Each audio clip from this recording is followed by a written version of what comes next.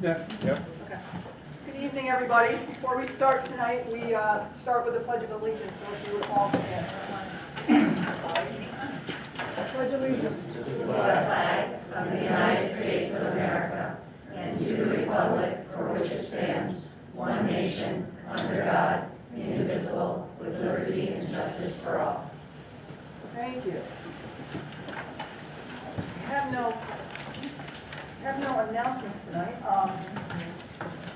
I would like to start with adopting an agenda, so can I have a motion to do so? Gus is first, Stacy is second. All in favor? Motion passes. Okay, and with this, after we do that, we do board comments. So I will start. I don't see Olivia tonight. Mrs. Fong? No. Following. Nothing really. Just the girls varsity team is at Albany right now, playing Albany lacrosse. So that's it. Good luck to the girls in Albany. Nothing else. Nothing pressing. Mrs. Miller? Yep. On Sunday, the Shen Health and Wellness Committee partnered with Saratoga for the Family for Jaden's trauma track event. Myself and some of my board colleagues, along with administration, were there. Jaden, who's a Shen 6th grader, is one of the bravest young ladies I've ever encountered. A child with a history of trauma who receives counseling from both Shen counselors and Saratoga for the Family.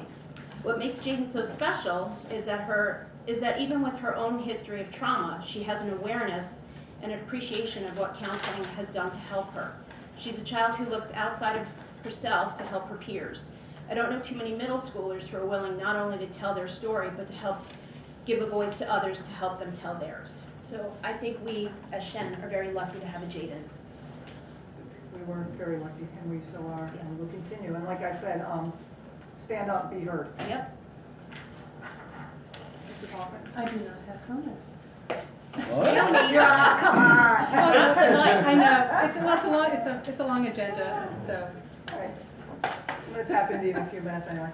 I just want to echo just what Gusta said. I was there on Sunday, and Jaden is incredibly impressive. And I also want to echo Gusta's point about not just sharing your experience so people know and understand it, but also using it as a way to help others find the help that they need. That is so powerful and incredible for someone that age. Just certainly in awe of that. Mr. Gilbert? I think it's nice to see all these people in here first of all. Isn't That it? too. Yeah. So one thing just to bring up, you're going to see on the agenda, we're going to have a vote on the independent auditor RFP. So a couple weeks ago, Bob and I are part of the audit committee. We did interviews with several independent auditors. We're both part of it. And when we get to that part, you'll see the choice and fully supported 100%. I don't know if you have anything to add, Bob, to that, but yes, I would. One of the things that was really impressive about this group is they had a corporate officer present to us, and he committed that he would be here when the audit gets presented to us. And this is a great opportunity for us to talk to an expert who deals with risk management for years. The auditors have a career of understanding how things can go wrong, and we don't talk about that all the time, but the purpose of the audit is to have a focused amount of time that you talk to experts and you try to figure out how to avoid bad things. And so what I would encourage when that corporate officer is here making a presentation on the audit later, that we do discuss his perspective. Because he probably has done the same thing for 20 plus other schools, and we can definitely use that knowledge. It doesn't have to be long, it's just a conversation, but it's a great conversation to have rather than finding out after the fact that we could have caught something. Second thing I'd like to point out is that one of the other things we're voting on is MTSS, which was presented at our last meeting. And I took a good look at where this fits in terms of New York State. And there's a great article from our Chancellor, Chancellor Young, so the New York State Education Department Chancellor, so the person who runs all superintendents, all of New York State, talks about New York's assessment strategy. So 10 years ago, we had a very, I would say, abrasive strategy because we were using tests that haven't really changed in 50 years. Yes, the questions change, but you're still filling out dots on a form, okay? And those dots stay in a computer. They probably get looked at, talked about, but you really don't get the answers back or the results back for several months.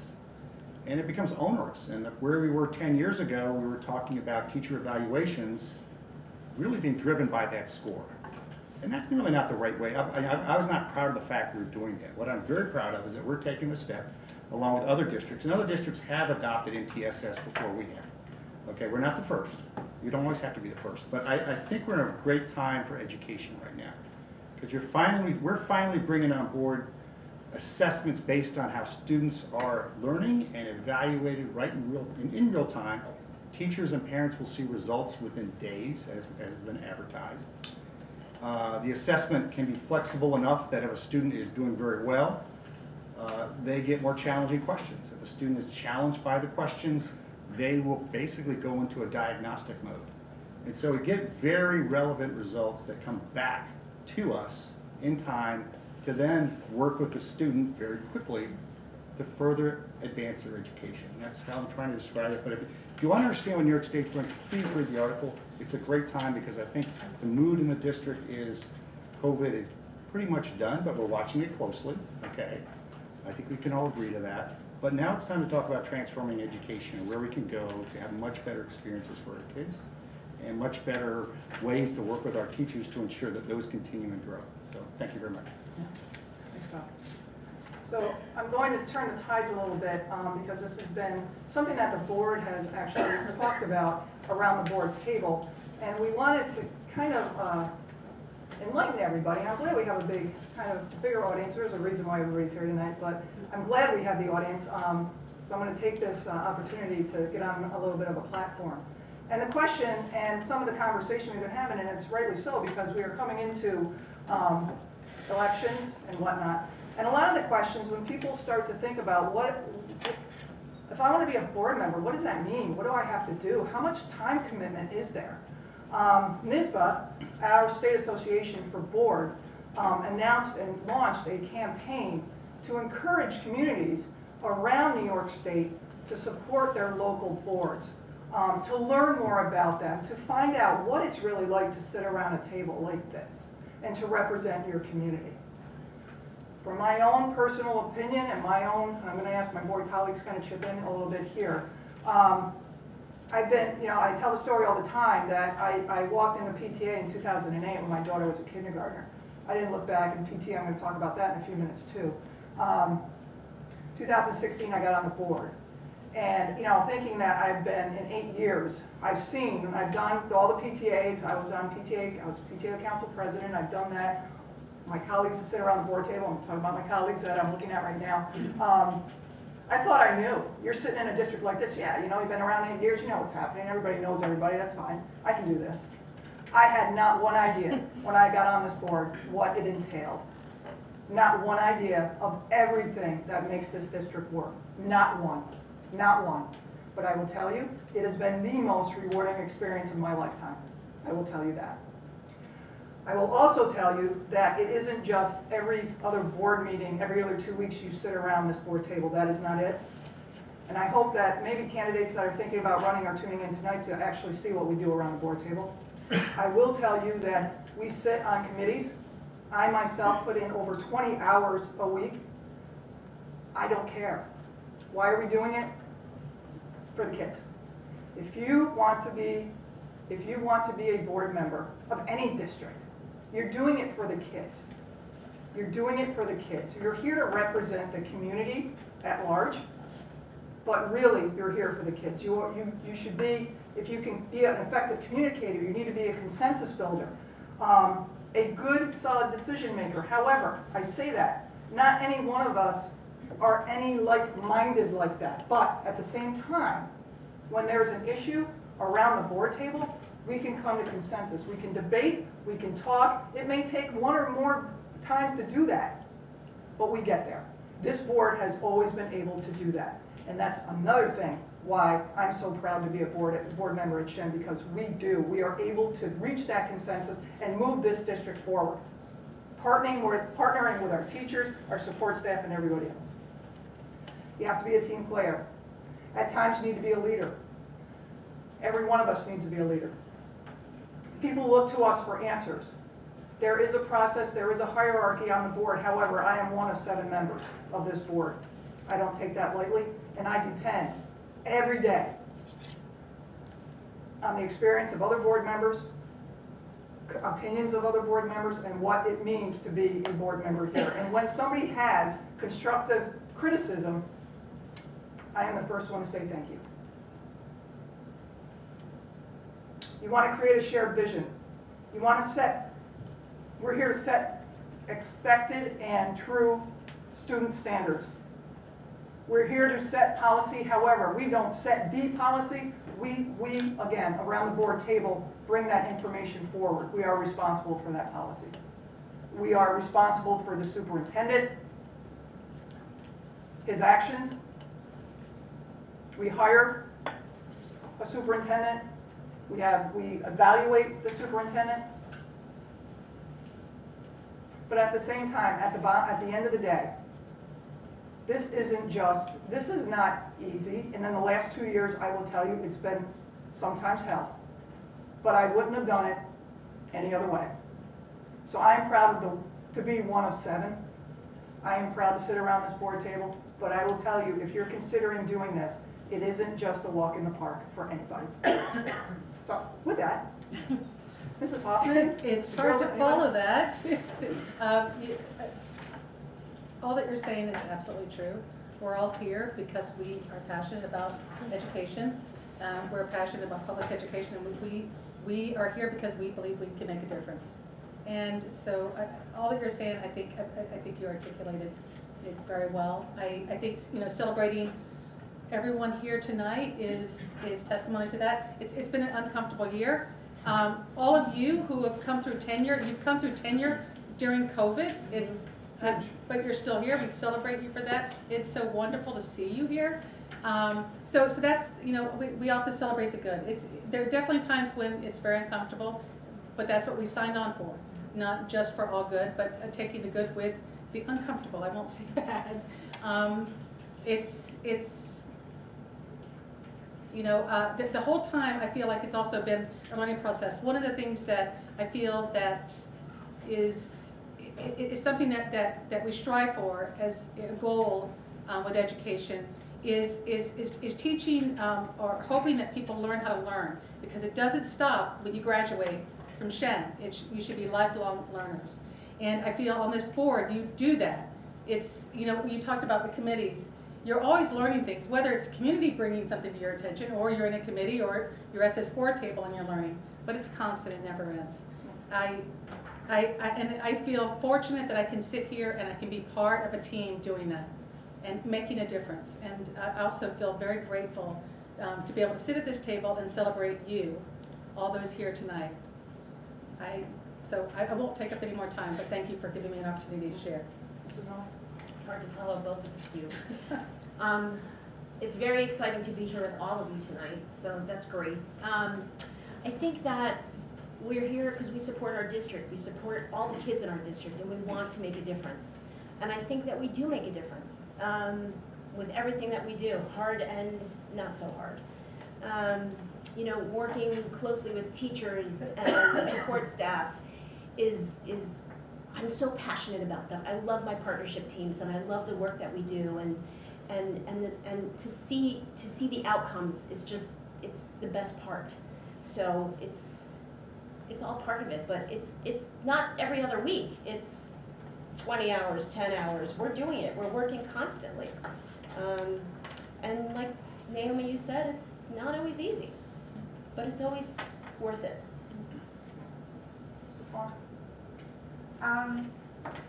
No, it's hard. I agree with everything that you guys have already said. I can't believe we're talking about elections again, which means I've been on the board almost a full year, and the year has been a blur. Like, I can't believe it's a year. I've learned a lot. It's been a great experience. It was an interesting year for having it be my first year. I think I saw a lot of things that were unusual. So it was kind of like baptism by fire. I just kind of got thrown in. So I'm looking forward to the next 2 years and continuing to work with everybody. And I'm really learning a lot and enjoying it so far. Mr. DiGianni? Yeah, Stacy and I both had, I think, an interesting first year, probably unexpected first year. You know, I will say, I think, you know, there were some positives to that, though. I mean, it was a trying time, but I do think it shows it's a tough year, but it shows the importance of a board and what a board is, and I think how this board operated. Because what I will say is, there were a lot of difficult decisions. A lot of difficult decisions to be made, as everybody knows. And I think typically in situations like that, you're doing a good job when you kind of piss off almost everybody along the way.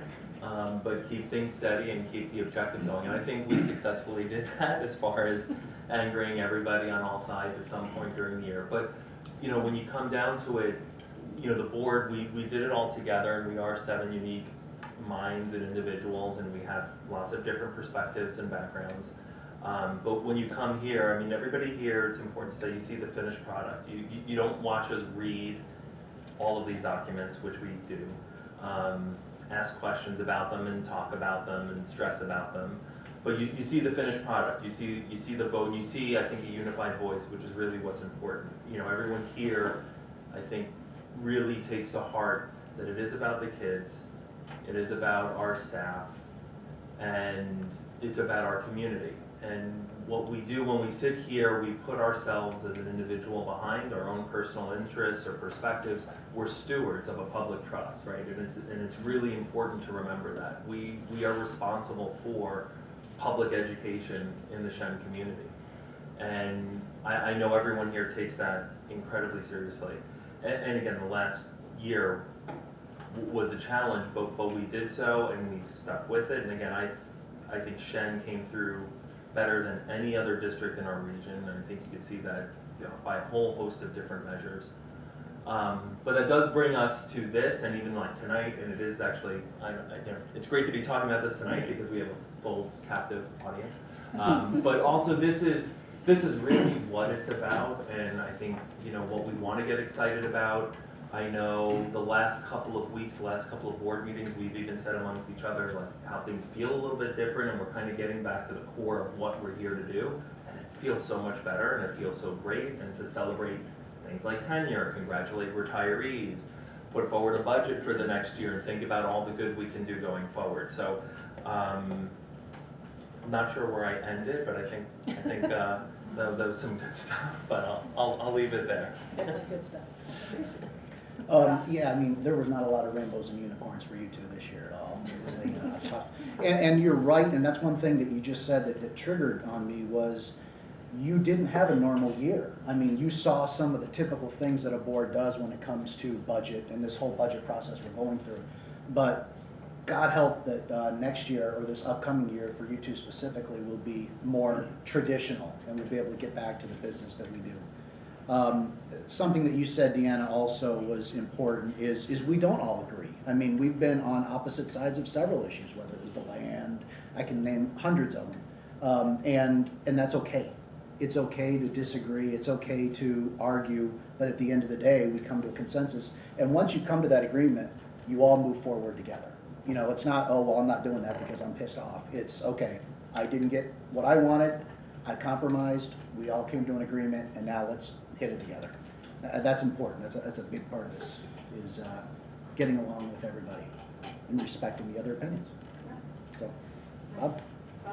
I'll try to bring it home. Great comments from everybody.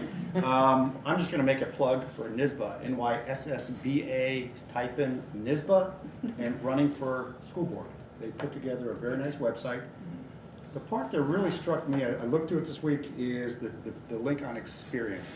So there's several pages there that really are worth a candidate's time to read, particularly the last page. And I read it, and I realized after 10 years, one of the challenges you have as a board member is the impact on your family, particularly your spouse. Similar to like a military family where the service member goes away for a period of time, they're being shared with other people for a long period of time. And I felt there was a very similar burden occurring in my household.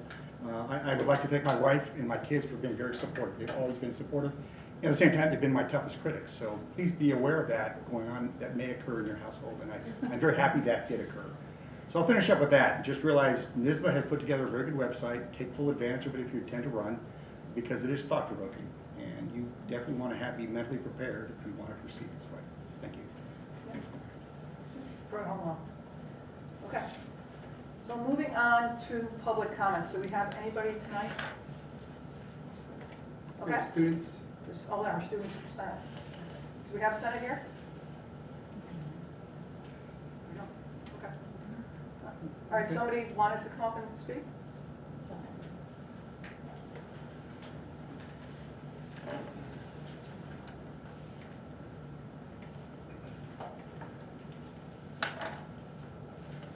Let me read this, as I should have before you even came up, but that's okay. Hold on. You keep going. This is an opportunity for residents to address the Board of Education. The board reminds residents that the public comment portion of our meeting is only one item on a log agenda. We therefore ask that each speaker be as succinct as possible and that remarks be limited to 2 to 3 minutes. We'd also expect that residents speak in a respectful and courteous manner so as to model proper civility and decorum for our students. Comments or questions regarding a specific staff member or student are confidential and will not be allowed or addressed by the board. District residents may also send questions, concerns via boe@shenschools.org. All questions, comments coming to the Office of Public Information are shared with the board and superintendent. Policy questions, concerns are typically addressed by the board president. Operational questions, concerns are typically addressed by the superintendent and/or designee. When talking, please provide your name and address. In the event follow-up is necessary. I do apologize. Thank you. That's okay. My name is Jason Severia. I live in Boston Spa, but I have a son that goes to Acadia Middle School.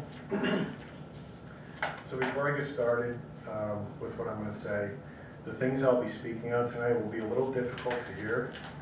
I saw a few kids in the back, and I want to urge their parents to please exit the room with them for the duration of me speaking. No. I think it's their choice. Yeah, we just talked about proper decorum, so I don't know. Proper decorum.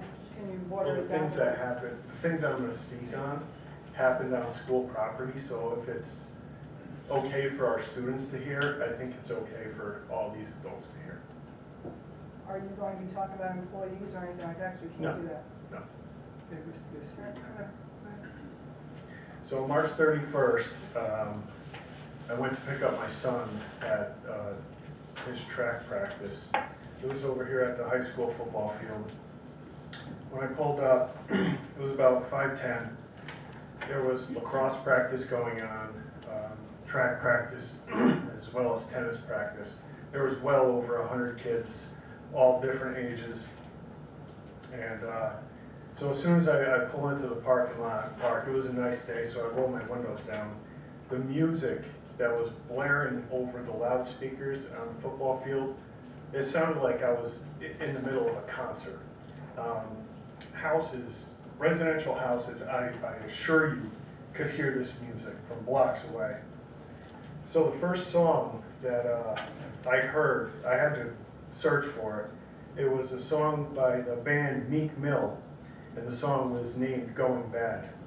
These are, I'm quoting from their lyrics, these are not my words. I want to stress that these are not my words. It's just a little 10-piece for her. Just to blow it in the mall doesn't mean that we're involved. I ain't growing up playing ball, but I'll show you how to do it. If you really want to ball till you fall, when you're back against the wall and a bunch of away, still going bad on them anyway. Saw you last night, but did it broad day. I won't read the rest of that because this one made me sick to my stomach. This song is by a band called Speed Gang, and the name of the song is Bitch You Stupid, So Damn Dumb You Clueless. Pull up in that new whip, stunting on these hoes, so ruthless. What you saying? What you I'ma end this. I can do that.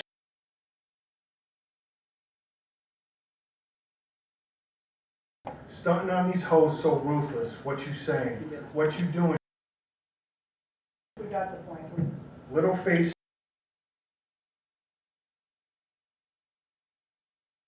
Kitty, here, kitty. I'm a Mr. Story, I'm asking like you to one. please Here stop. comes the 2 to the 3. Oh my! I'm gonna eat you up like a piece of pie.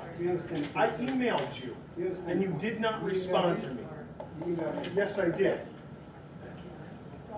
So to get to your point. the My point- son texted me when he was there and texted me and said, Dad, can you hear this music? You're just talking about, we understand your point. So the point is, you want to ensure that that graffiti is not being played. This was March 31st, Dr. Robinson. Why did you not So the question is, deal with it? has it been played since? I don't know that. I don't know. I don't even Exactly. go and pick them up anymore because it's disgusting. So you assume that it wasn't addressed?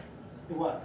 You write me back every single time that I email you, which I have written to you that I respect that so much. Okay, about you. so let me give you a perspective.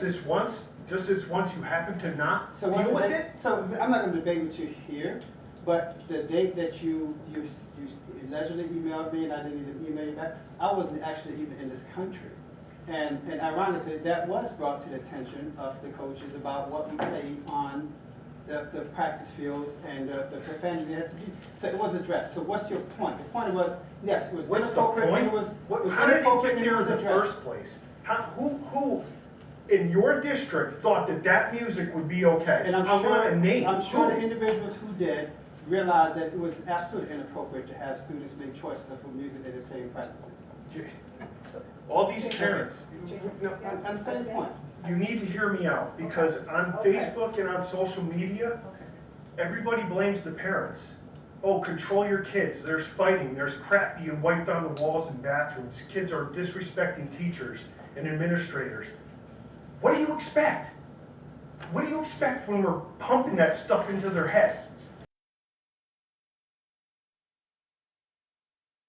With what you're saying, mister, there's no disagreement with How did it happen? you. There's no disagreement with you. My wife wants an explanation about how this happened. I want an explanation. The explanation is, typically in practices, students make a choice of music they play in practice. And yes, what you described is grossly inappropriate, period. That's the explanation. So And- nobody, So, I want to understand I don't know what where you want recourse to get. you want, other than it was brought to the Yeah, so tell attention me- of the coaches to be how does mindful it need to be of. brought to the attention to anybody? How does any adult, any teacher, any coach sitting there listening to that think that that's okay? Well, this is why we end up in these And situations. that's why I appreciate you coming here and addressing this, and we understand the point you're making, and adding vulgarity to it doesn't address it, bring it anymore. It Why was couldn't I brought to our finish? attention, and it was brought to the attention of parties. Why No can't matter I if it- finish? Because we're not gonna sit here and have you spew or repeat the same vulgarity that you object to in a board meeting. This is a meeting of the Board of Education. Yeah, Period. and guess what? I only see adults out It here. doesn't matter. That music was This is a spewed meeting of the Board of onto Education. 13-year-old It's not kids a dispute. and younger. It's not a dispute. I agree with what you're saying. Deal with it. I agree with what you're saying. Deal with it. Thank you, we will do. Thank you, appreciate it very much. I agree with what you're saying. And I don't appreciate all you people campaigning and trying to use fear to push whoever's sitting out there that wants to run for the board. I'm not sure if that's against the law, but the first part of your meeting was a campaign. No, it was an advertisement, the reason why we want community members to be involved in the board. Nice try. Thank you very much, Mr. what's that name? Sir, Thank you. Okay. I know, jeez. Yeah. Go ahead, Too Anna. soon, All right. yes. So, I'm just gonna apologize for the vulgarity on that, I'm so sorry. Okay, where I was going with this, so anybody else would like to make a public comment? Before I bring up, well, we do have to, PTA, right? PTA, yeah, I do want to. Yeah. So, I wanna like, a few weeks ago, kind of like, I'll talk. A few weeks ago, as I was talking about before, PTA, so again, being, PTA is really the pinnacle. And it's really the glue that keeps this community, the Shenandoah community together. From a student aspect, from a teacher aspect, from a building aspect, and parents, right? PTAs have continue, we have what, 13? We have 13 units in PTA council at Shenandoah. These buildings, these PTAs are led by people that are so energetic. and want to be involved in their children's school experience, want to push forward agendas that enrich our students at every building level, and I have the utmost respect for them. They help to get people connected. They are great resources. They network, and they witness the improvement and what is going on in their own child's life, not to mention all the other 9,999 at Shenandoah. And we talk about volunteerism all the time. Well, this is the pinnacle tonight. You're going to hear from, I asked Jen Palazzo, Mary Colleen Limberti, and Britt Gersey to come up tonight, and in a conversation, in a collaborative conversation with Jen Palazzo, which I've talked about this at previous meetings. PTA is really the connection, really, between the board, the community, and everybody else as well, right? They're a huge, huge sector, and what they do is just phenomenal for all of us. And I wanted them to take a few minutes to talk about that and to really drive home the fact that we are so supportive of them, as well as they are supportive of us. So, Jen, Mary Colleen, and Britt.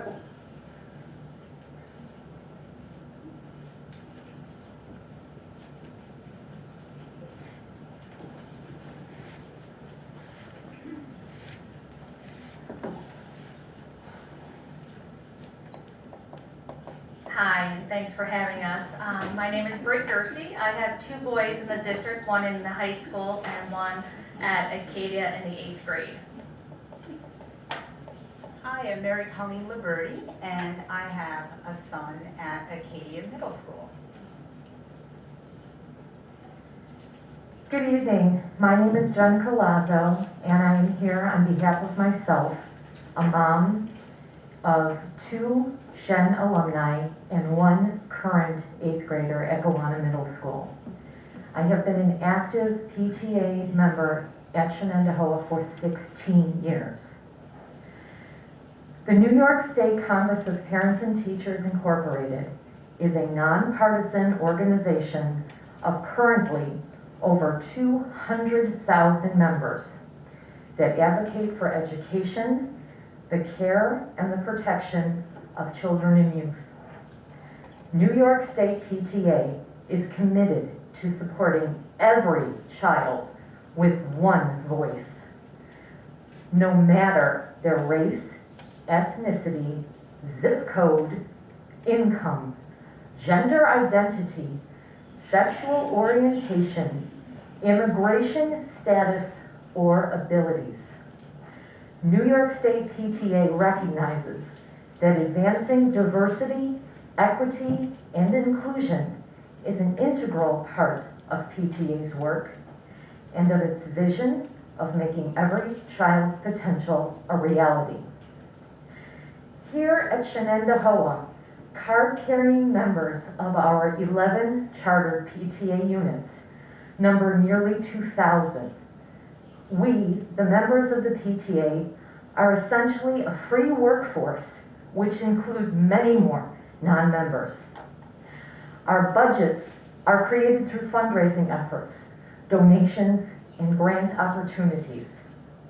Our units provide arts and other supplemental educational opportunities for the students, as well as scholarships, celebrations, spending tens of thousands of dollars in a typical year.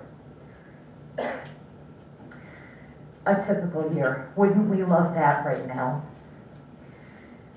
But when it came to PTA and the events of the last 2 years, PTA got it done.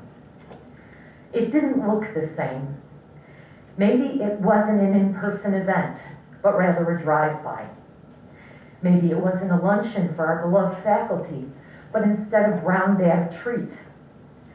PTA volunteers were ready to do what was needed and what could be done. Food drives, clothing drives, school supply drives, even medical supply drives for kids halfway around the world. These volunteers give of their time and their talent, even at some risk to themselves, to support our students. PTA volunteers have chalked our sidewalks, celebrated our bus drivers, and even helped arrange an impromptu graduation for a terminal student. This is PTA. This is Shen PTA. There's no denying the successfulness of each of our 11 PTA units. Parents and community, faculty and staff working together for the support and benefit of our children. The potential for mutually beneficial collaboration on community events like Shensational, in district informational events like Superintendent's Conference Day, and by taking part in moving up in graduation ceremonies is tremendous.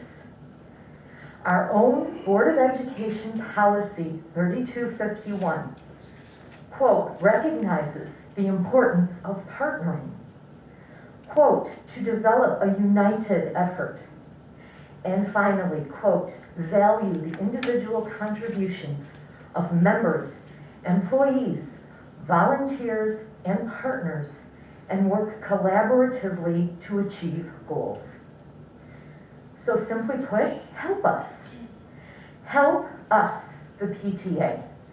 Parents, teachers, community volunteers, make our schools better places, safer places, happier places. Help us better communicate with our school district families via the SIS messaging, our district website, and our electronic signs. Share far and wide across our district the wonderful things that PTA makes happen. Share the importance of being a member of the oldest and largest child advocacy organization in the nation. Better yet, please, join PTA and lead by example. It's truly befuddling just how many individuals do not know what PTA does, both here in our community or across the state or across the nation.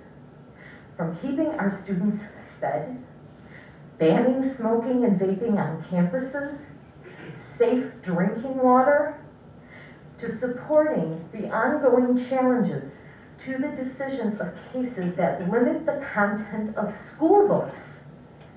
PTA does a great deal for our children.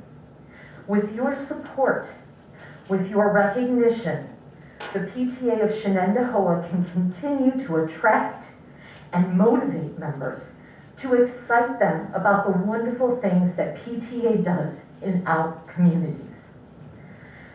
I'd like to close with an analogy. A little food imagery that a good friend gave me permission to use for this occasion. Think about the most perfect chocolate chip cookie.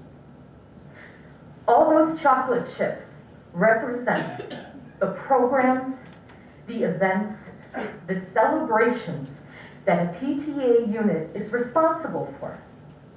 The pandemic took most of that away, but with a renewed and respectful partnership, our PTA units will continue to be a strong advocate for the education and the well-being of every child.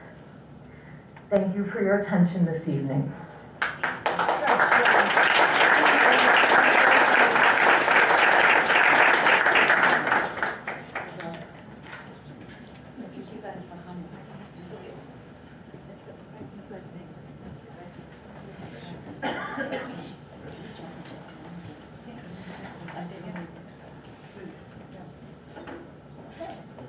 What we've all been waiting for. Mrs. Bush, tenure recommendation? Yes.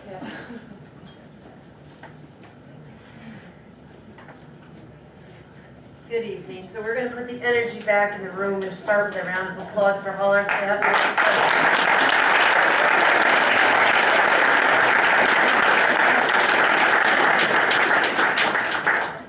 I have the honor as the Assistant Superintendent for Human Resources to present to the board and Dr. Robinson our tenure recommendations. Yet it's not something that I do alone.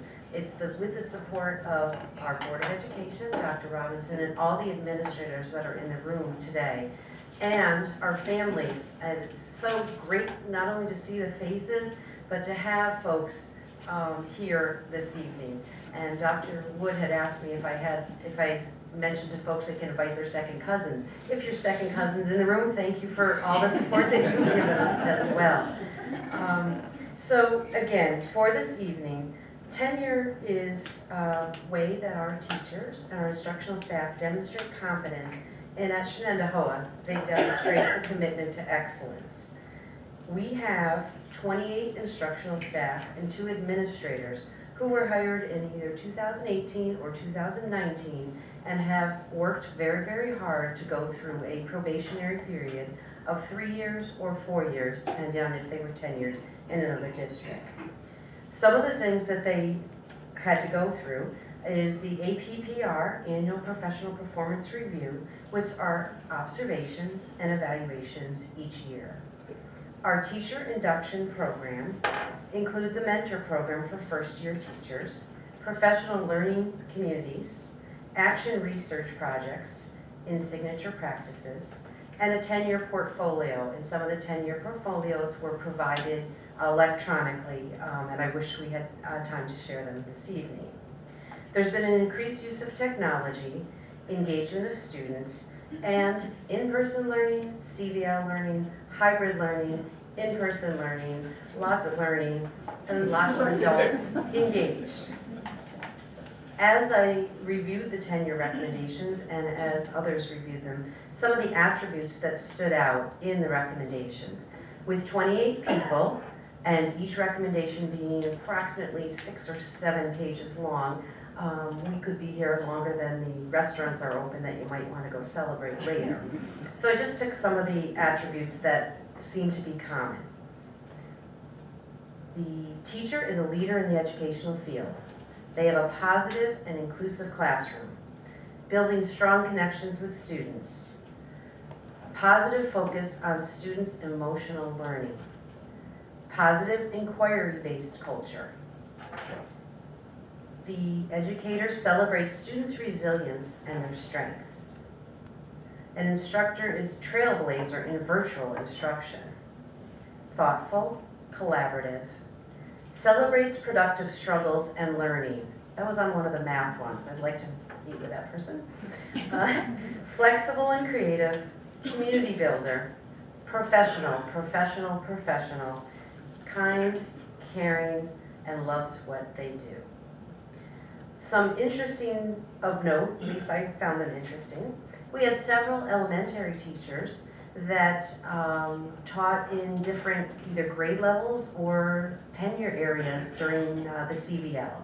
So we had our physical education teacher, John Mabey, who became a leader in many, many different areas, 4th grade, 3rd grade, substitute, whatever it is we wanted him to do. We had one of our librarians also teach a grade level CVL. And many of our elementary teachers took on the added responsibilities. And that was for students that were, completely CVL that year. We had one teacher that ran a virtual talent show and even was one of the participants in the act. We had another teacher who created a breathing wall for students for emotional learning. We have a teacher, a science teacher, who is also in charge of the Coda Chef Club. So let's see if their experience are cooking in nature. We have another teacher who's a mentor coach with the Adult Transition Program, actually invited a student from the Adult Transition Program to be part of a coaching opportunity at, I believe, Shattuckon. We have a robotics team coach in our audience. And one of our teachers was instrumental in some of the sidewalk positive messages that were at the high school, I believe at the beginning of the year. So those are just some of the interesting things, and there were many, many more, but those are the things. At this time, what I would like to do is I will call you up alphabetically and let our board know what your tenure area was and who wrote the tenure. And then I'd ask that you come up carefully The sports teams can do it, I know you guys can do this as well. And we'll try to get everybody up, and if we can, let's hold our applause till the end. Let's see if we can do that. There's a few folks that aren't here tonight. They either were taking a class, they had a concert at Carrigon with their own child, but the majority of our folks receiving tenure are. So we have Emily All as a speech teacher. And folks, let's hold our applause, sorry. Her tenure was written by Kathleen Strangis and Michelle Mylod. So Emily, you can be the leader and come on right all the way up by Mr. Diagiani. Jennifer Bennett is our LOPE teacher. She is being tenured after a 4-year probationary appointment. She's a leader in our German program. She also has taught our E&L students. Her tenure recommendation was written by Mr. Agustinoni and Sarah Chaffee. Heather Bodigaleri, grade 2 elementary teacher at Octave, and her tenure was written by Mrs. Kathleen Strangis. Caitlin Camardo, grade 3 elementary at Orangen, and her tenure was written by Mr. Andrew Hills. Nicole Cataldo, school psychologist. Her tenure was written by Mr. Andy Hills and Michelle Mylod. Erin Cook, our school psychologists are busy tonight, so I don't know if Mrs. Mylod hasn't worked too hard there.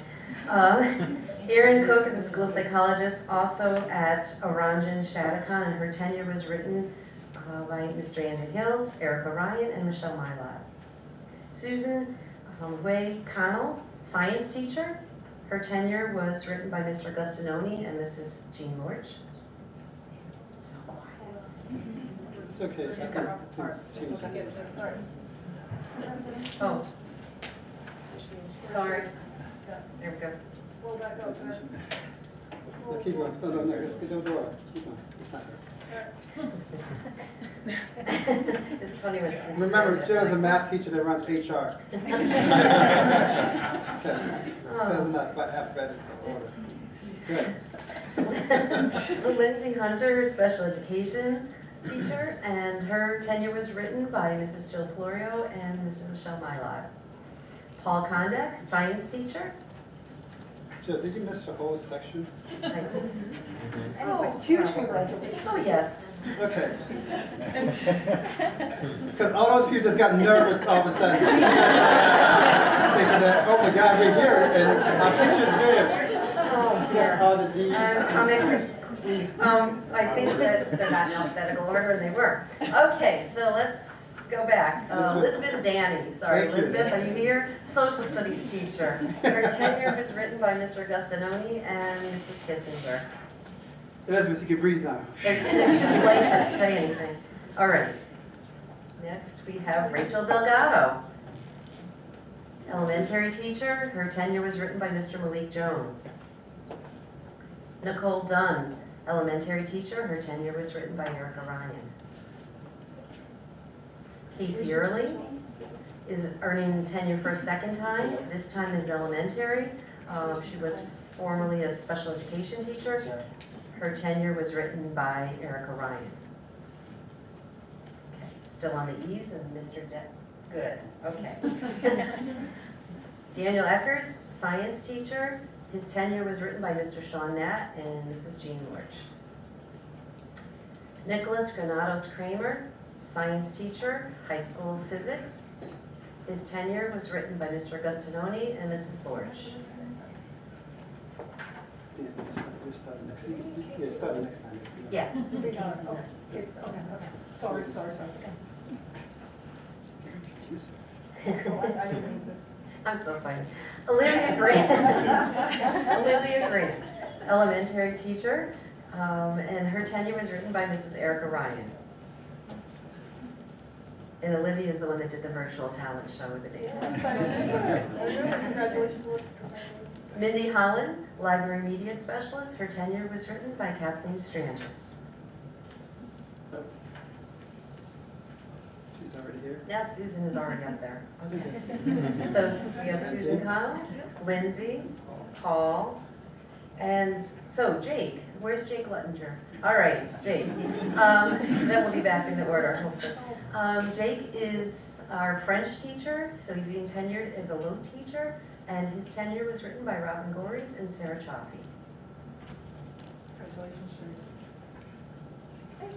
John Mabey, his tenure area is physical education. He's currently at Chattacon, and his tenure was written by Eric O'Ryan and Chris Coleman. Amanda Maris, mathematics teacher, and her tenure was written by Mr. Agustinoni and Carrie Peverly. Michelle McGuire, music teacher, band. Her tenure was written by John Burns and Frank Roselli. Andrew Mink, technology teacher. His tenure was written by Robin Gories and Rose Barra.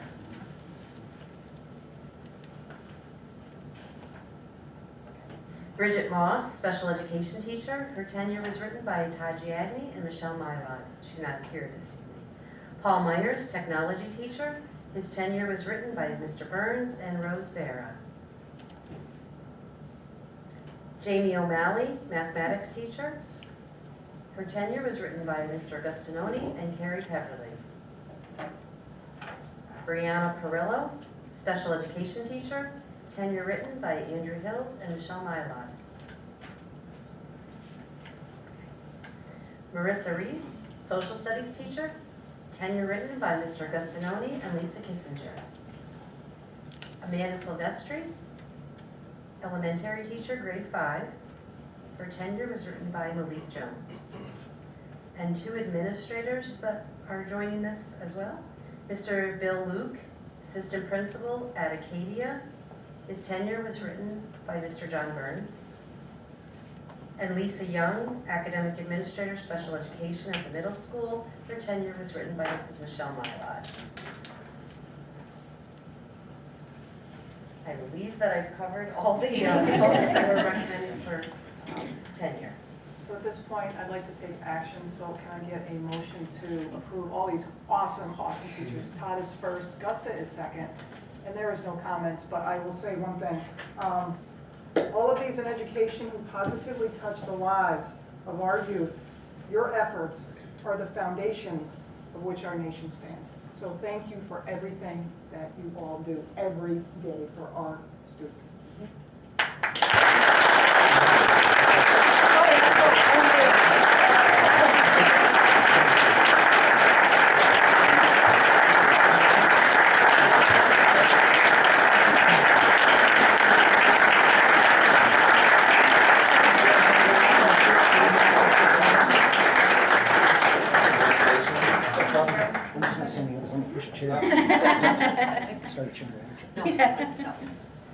So we will have a tenure reception for our newly tenured folks in usually October, because your tenure will be effective September 1st. And it is an ongoing process, so it's a milestone, it's part of the journey, and we know that we will continue to expect good things from all of you. So thank you very much, and then we're going to move to the retirees. So again, as you sit down, I just want to emphasize the point, because I think you saw the contrast of the work of the board tonight. It was a perfect contrast. That we deal with the most fragile issues from our community, and we celebrate the most significant achievements. One of the most significant things that the board does, and I'll say 2 of the things. One, they did it 17 years ago when they hired me, but okay. But approval of tenure is the most significant thing that the board does, because essentially giving everyone here the opportunity to work their entire career here in this system, supporting the success of our kids. And so this moment is special in so many ways. So for family members who are here, it's not only because people are getting tenured, it's the significance of the symbolism. And I really want you, as you stand here, think about that and look at your audience member and think about, look at these children saying that. Sure, as Mrs. Stevens said, this is where the future lies.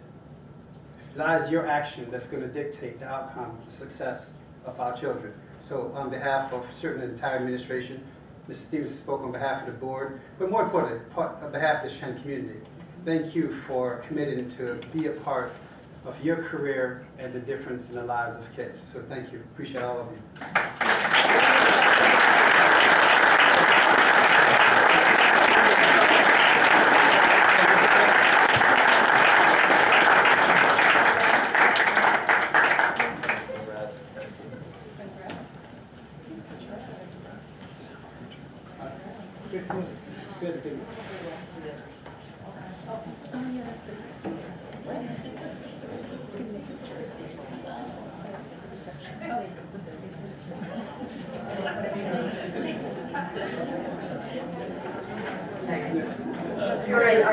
last piece of the program is honoring our retirees.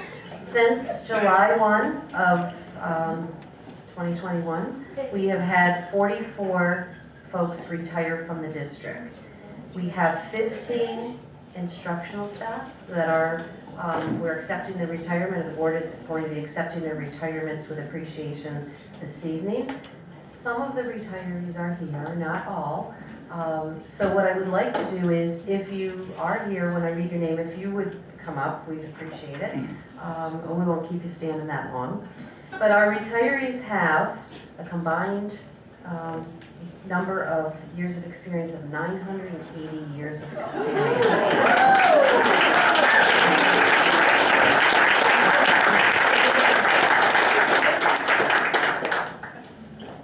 They've seen a lot, they've taught us a lot, and we are taking applications to return as subs as September 7th. But we do want to thank you. So if you are here, if you would come up, that would be fabulous.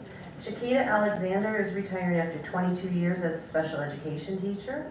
Karen Von Ventra is retiring after 23 years as a social studies teacher.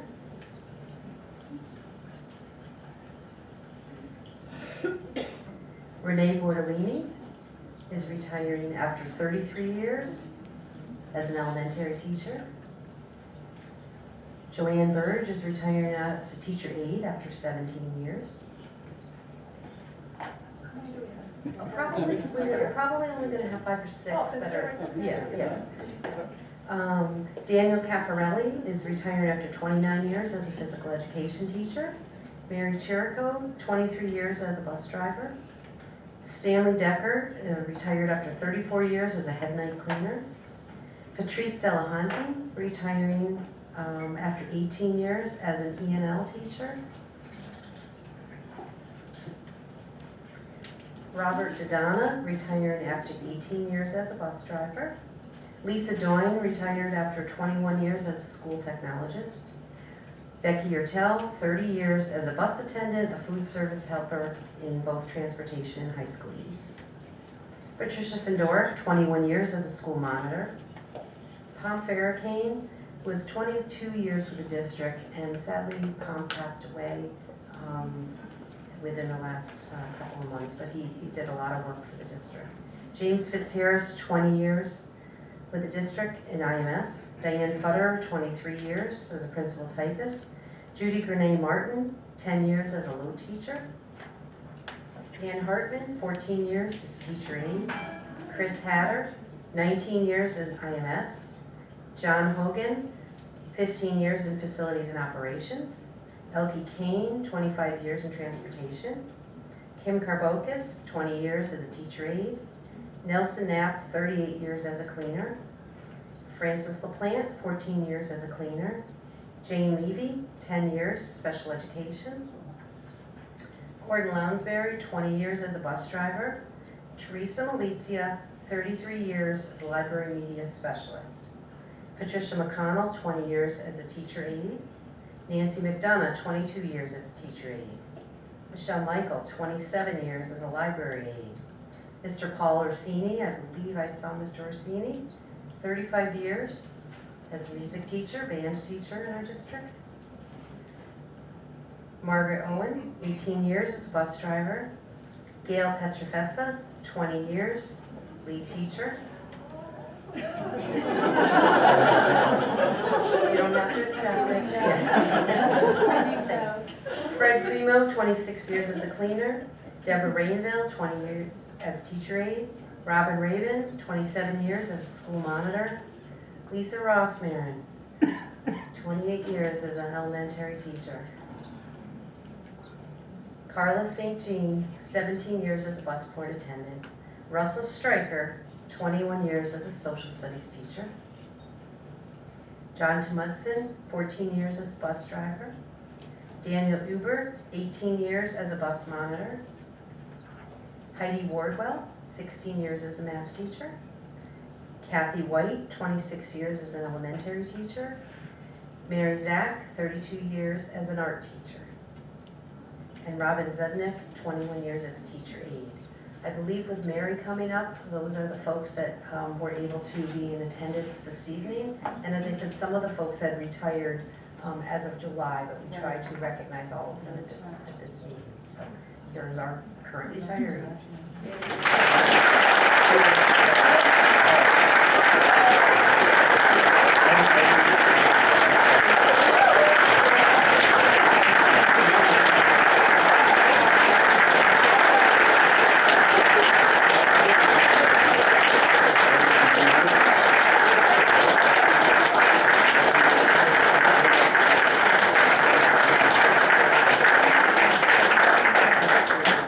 It'll be under personnel, yeah, yes.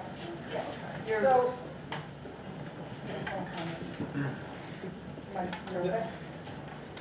For a multitude of years, you have dedicated your lives to the betterment of our students and to our school district. You have worked nonstop to make sure our students receive everything they need to be successful in everything that you have done every day. You have given the best of you every day. So now it's time to celebrate you in your next phase. I wish you all the very best and can't thank you enough for everything. Again, foundation of what we do here at Shenandoah Hall. So thank you so much. Thank you.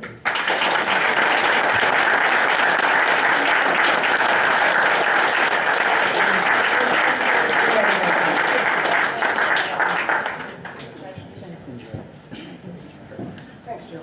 So sorry.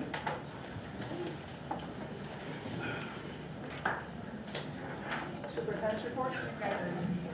Thank you very much, Mr. Stevenson. So for those of you who certainly can stay for the entire meeting, but if you need to transition, this is a perfect time to transition. Don't worry, we already are. So we just pause for a second.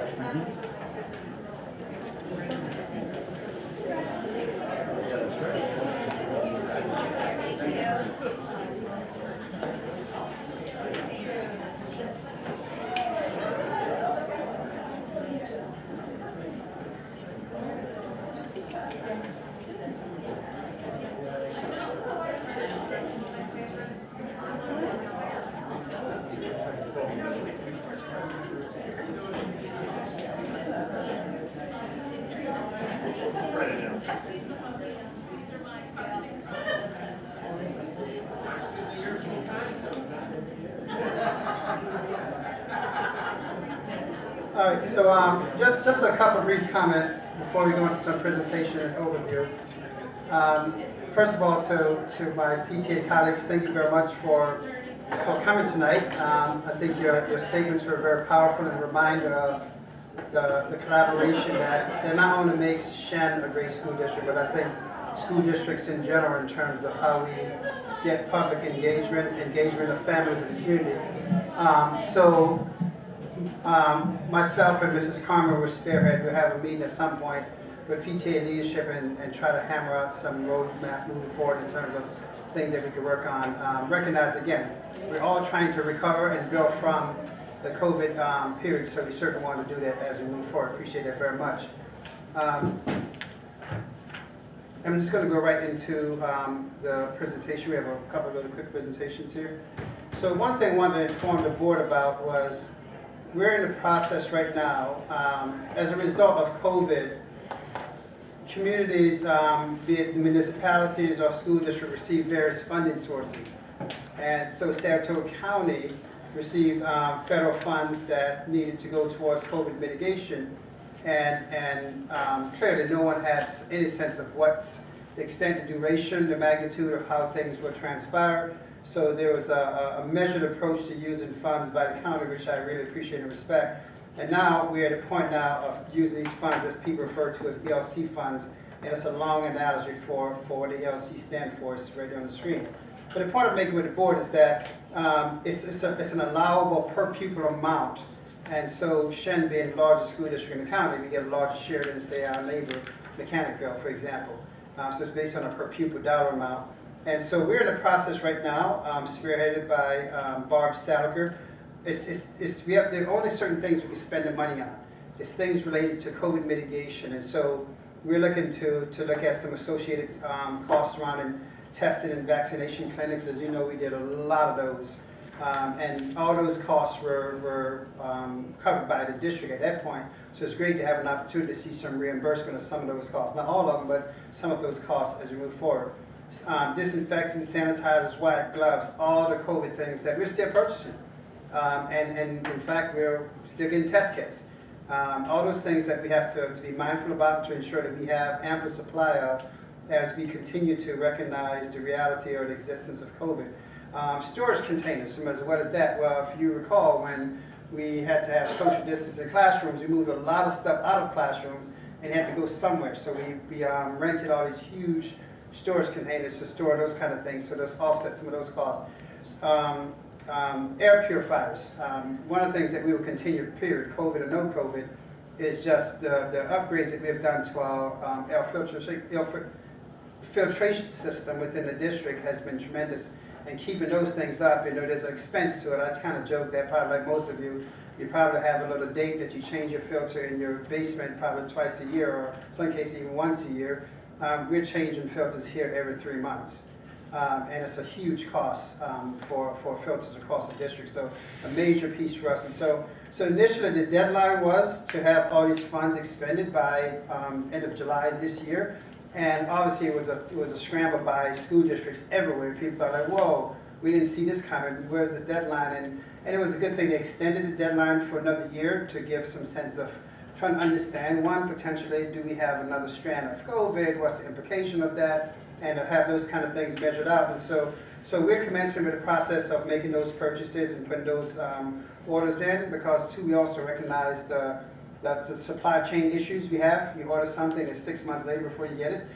So we try to get ahead of some of those type things as well. But I thought it was worthwhile mentioning to the board that we have this funding source through the county, that we're in the process of making sure that we maximize not only for some reimbursement, but more important, position us for continued mitigation protocols as we move forward. So I don't know if any questions, I'd be more than happy to address any questions, but it's more of an informational piece for the board to be aware of.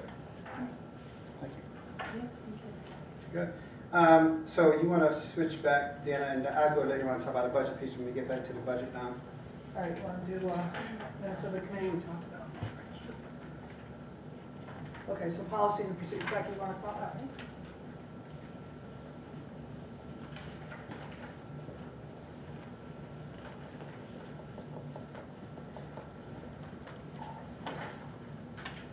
Good evening. So we have policies for you tonight being presented for first reading.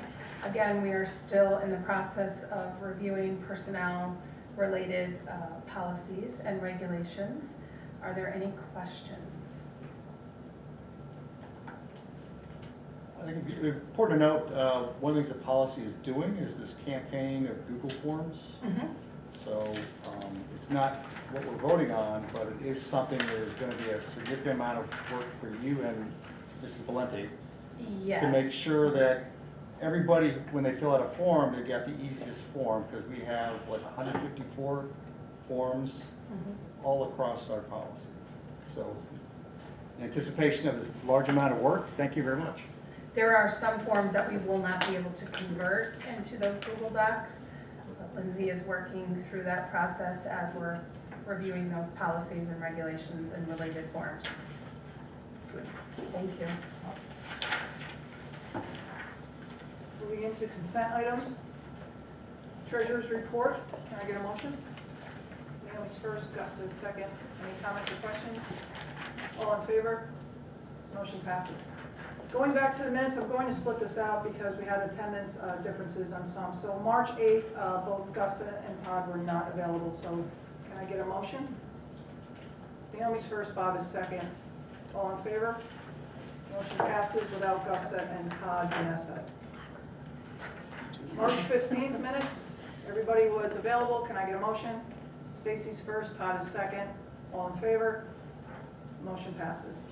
March 22nd, again, let's see, we got Gusta was out, Naomi was absent, so those two, can I get a motion? Bob is first, Stacy is second. All in favor other than Naomi and Gusta again. All in favor? Motion passes. Thank you. Okay, action items. Number 1, Business items, adoption of 2022-2023 school budget. Can I get a motion? Bob is first, sorry, Naomi. That's okay. Naomi second. Any comments or questions? Dr. Robinson, do you want to offer anything? Again, the last presentation we made to the board, I said to the board two things. One, based upon the state budget, which the state budget was passed last, I guess, conceptual last Thursday. If there were any significant changes to state aid, we would make adjustments in the budget, there were some but nothing notable to make the adjustments to the budget. And so the budget that's being presented, I just want to put up one page just for point of reference. I won't go through the whole thing. The last page, I think, summarizes a lot of where we are in the budget. So the budget that we're proposing is a budget with 3.85. The tax levy impact is 1.87. And one of the slides that I know Mrs. Stevenson's favorite slide is this slide that talks about what's the impact on what we're saying. I know sometimes I use the word typical, and I guess somebody criticized, well, I'm not typical. My house doesn't cost $300,000. We said average house because we know some houses cost more and some houses cost less. And so when we look at the average right now, the average market space within the school district, typically we're using 200,000. We bumped it up because right now the market space for houses is just off the charts. For a $300,000 house value, it's actually going to be a decrease. And not a lot, $36, but the decrease is certainly better than the increase in taxes. And so that's something that's notable for as well. So we're very pleased with what the budget is providing for us in terms of capacity. And certainly I'm pleased that we can do so with a very minimal impact on additional impact on taxpayers, which is always an important piece of it when you think about school districts and the value that we have. And you saw tonight with all the individuals that were tenured and or retiring. So again, please, and I would say kudos to Kathy Chase, who's our Chief Financial Officer and her team. A lot of analysis, and to all our administrators who contribute to input into the document from their respective departments and divisions. So we have a very comprehensive process moving forward. So looking forward to 22-23 as a result of this budget. We'll start the roadshow actually tomorrow. Starting tomorrow, we'll be out at different PTA meetings. A couple of them are going to be virtually tomorrow night. Myself and Mrs. Chase, we're split. She goes to one, I go to the other. We go to faculty meetings, we go to town meetings, we go to Senior Citizen Center. Anyway, and any place that we can, we try to ensure that people have information. So come time for the vote, people are voting based upon facts and not based upon assumptions. And the last piece I want to relate to that we have 3 propositions on the May 17th vote, which are the budget itself, the seats for the Board of Education, and the proposition for transportation. So that's what the board is approving tonight, that budget of $194 million, and then those 2 of the additional propositions will be on the May 17th vote. Okay, thank you. Any further comments or questions? I'm going to say it, I said it last meeting, I'll say it again. I think it's very important to recognize that we're going in at 1.87 when the cap was 4.29. So we're more than half of below what we could. Could we have said we want to spend more money and do more things? Yes. Would that have been the right thing? No. And I think that's important that we are being smart about it again. I can't remember, and maybe because I'm old, when we've come that far below a cap before. And that's a testament to the fiscal responsibility. All in favor? Motion passes. Okay. Adoption of New York State Property Tax Report Card. Can I get a motion? Gus is first, Bob is second. Any comments or questions? All in favor? Motion passes. Number 3, shelter in place. There are 3 agreements. Can I get a motion? Bob is first, Todd is second. Any comments or questions? All in favor? Motion passes. Number 4, bids. 6, interscholastic supplies, healthcare supplies, sale of student-built house, window replacements, filter bid, sewing machines. Can I get a motion? Todd is first, Stacy is second. Any comments or questions? All in favor? Motion passes. Contracts. I'm going to do them, I am going to do them all together, so. First one, Everlast Climbing Industries. Second, Hanover Research. Third, IMS Consource. 4, Renaissance Star. 5, SPAC Graduation. 6, Special Education Northeast Parent and Child Society. Can I get a motion? Gus is first, Bob is second. Any comments or questions? I just want to make a comment. For the Everlasting Climbing Industries, I don't recall that being on a, one of the donation reports, and just to say gratitude that Global Foundries donated the money for that wall. Oh, Yeah, okay. that was it. Thank you. All in favor? Motion passes. 6, contract renewal, Saratoga County Sheriff's Office. These are our SRO officers that we have. We have 2 on staff at this point. Can I get a motion? Bob is first, Todd is second. Is there any comments or questions? And with extreme gratitude to the both of them and the Saratoga County Sheriff's Department as a whole. All in favor? Motion passes. 7, independent auditor RFP. Can I get a motion? Todd is first, Bob is second. Comments or questions? Is this where you wanted to add to the minutes? They did. They made a reference up front. to the Reference of- okay, yeah. Can I get a all in favor? Motion passes. 8, NERIC IMS installment purchase. Can I get a motion? Stacy's first, Bob is second. Any comments or questions? I just don't know what a V-Ray emergency, if you could just explain what that is. It's like an emergency connectivity fine, so I didn't know what that was. I don't know if Mr. Nardelli's here. but- Behind you right there. One second, I have Ray come forward.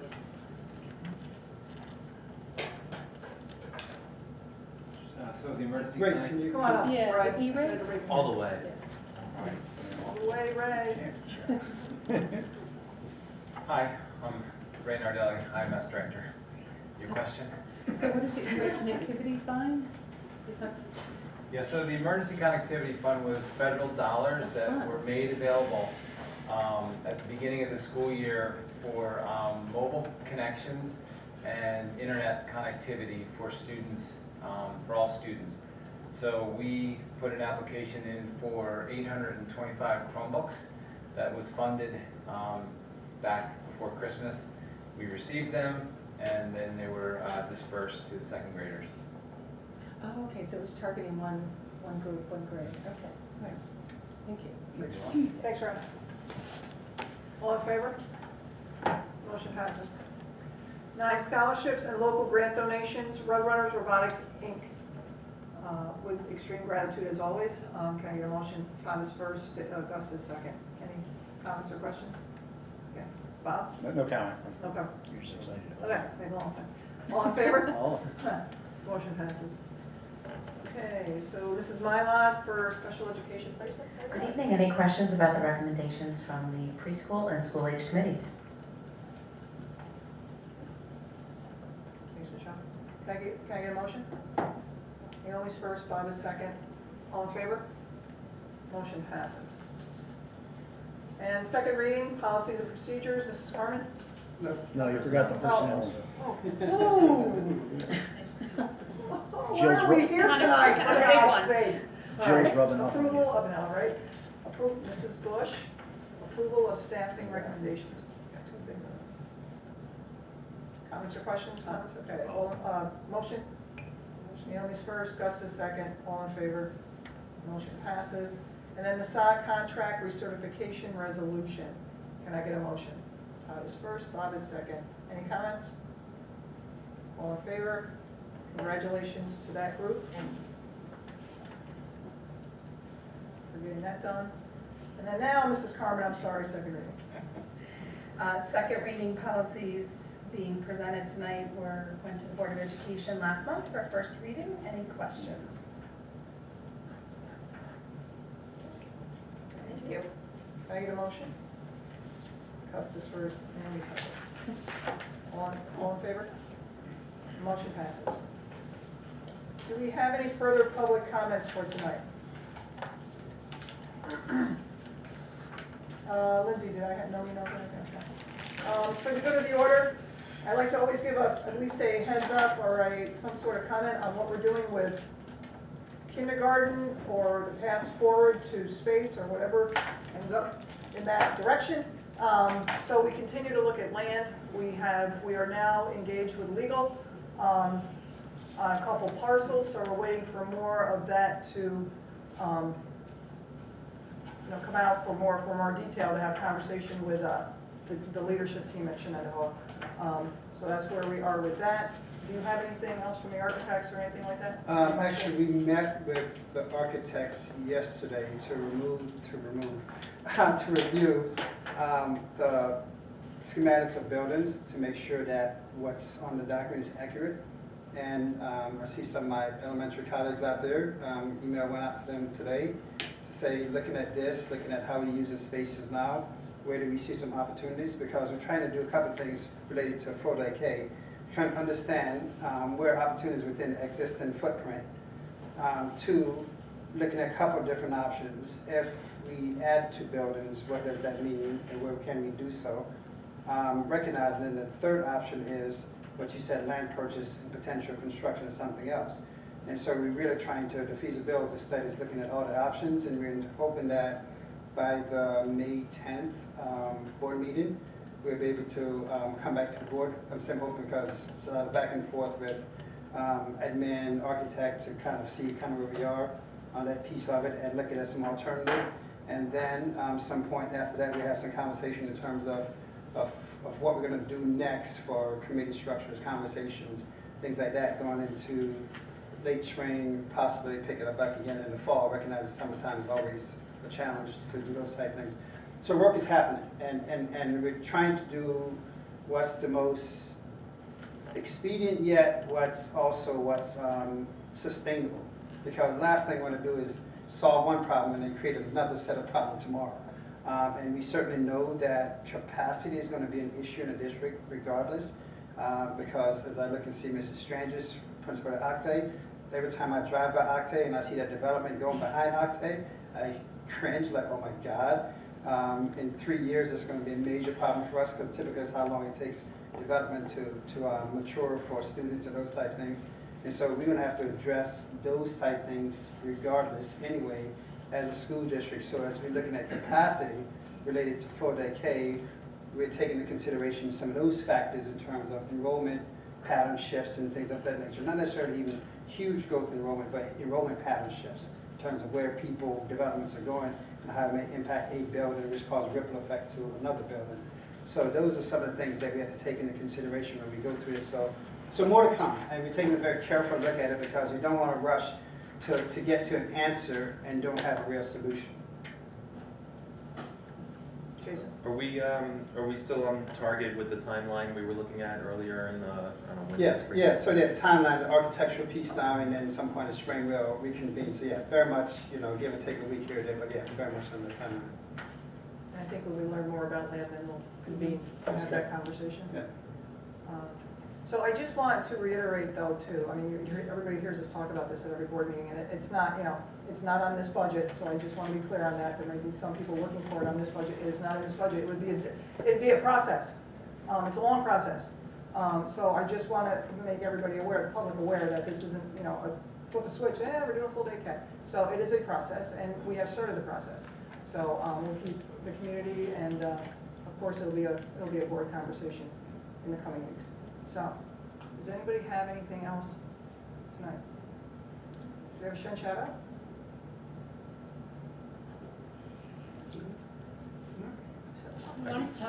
We wanted to acknowledge our counselors, right? Didn't we have this conversation the other day?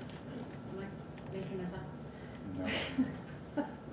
Is Did we my have this face conversation? betraying, Yes. and I'm going to get it when I get home We if I'm not did, yeah, properly. we did want to acknowledge You're in the doghouse. the counselors and how hard that they've been working these last few years especially. So kudos to them and all the counselors and teachers. Everybody. Everybody. Right. No, we saw All of you. a small snapshot of that on Sunday. We Right? did. What this community can do from a teacher standpoint, from a counseling standpoint. Yep. The whole, everybody wrapped around that. So it was really inspiring. Yes, and before I do really get it, let me pile on See? and say yes. But it is, I mean, I'm obviously slightly impartial, but yeah, the counselors are, you know, there's a lot of groups of staff, I think, within the Shen community. We're in the PTA today too. There's a lot of unsung heroes. There's a lot of partners that make all of this work that don't always get the direct attention or direct focus all the time. Counselors are certainly one of them, and they are in a unique position, and I hear about it and see it, where they touch every part of every student's lives, and they work with every teacher and every administrator in the building. So it is really a critical thing. So definitely kudos to them. They should not be forgotten in the work and the extra burden they had to take on over the past couple of years in particular. But again, that's something certainly we want to say for them, but we can say for everybody and every group of staff we have. So thanks. And that's our Shen. All I know. right, with that, motion to adjourn? Thomas first, Jason second, all in favor.